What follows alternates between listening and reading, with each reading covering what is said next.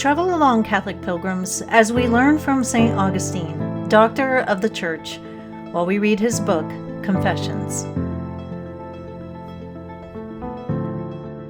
Welcome, Catholic pilgrims. Today is the day when we read about St. Augustine's baptism.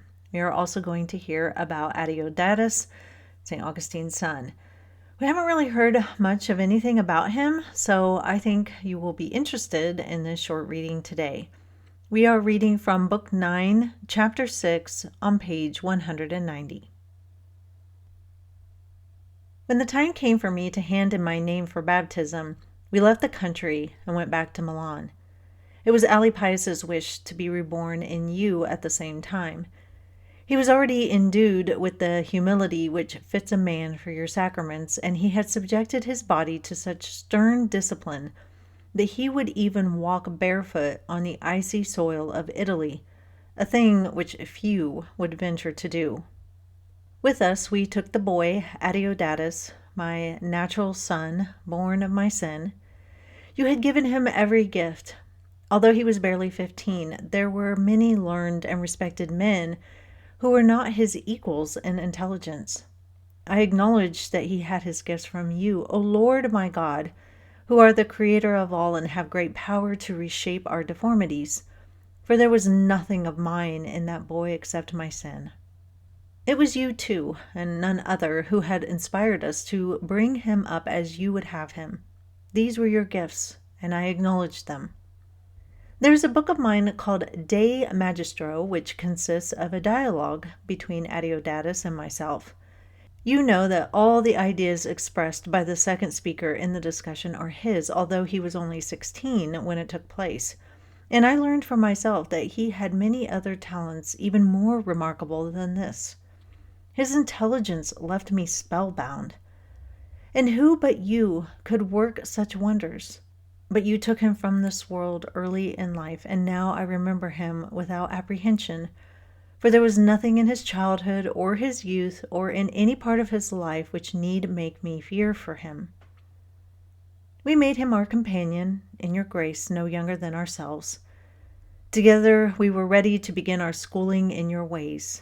We were baptized, and all anxiety over the past melted away from us. The days were all too short, for I was lost in wonder and joy, meditating upon your far-reaching providence for the salvation of the human race. The tears flowed from me when I heard your hymns and canticles, for the sweet singing of your church moved me deeply. The music surged in my ears, truth seeped into my heart, and my feelings of devotion overflowed, so that the tears streamed down. But they were tears of gladness. St. Augustine is baptized, and Adeodatus, and St. Augustine's son Adeodatus. And to make matters even more awesome, St. Ambrose is the one that baptizes them. That's a lot of A names, and I'm glad I could be part of the A name crowd. So we hear about Adeodatus today. He did die young, around the same age that St. Augustine was when he was born. His name means gift of God, and St. Augustine makes reference to his son having lots of gifts from God.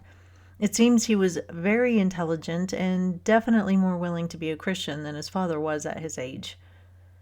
Now, we don't know Adeodatus's mother's name, and if you'll remember, St. Augustine ended things with her after 13 years, and she went back to North Africa, where they were all from.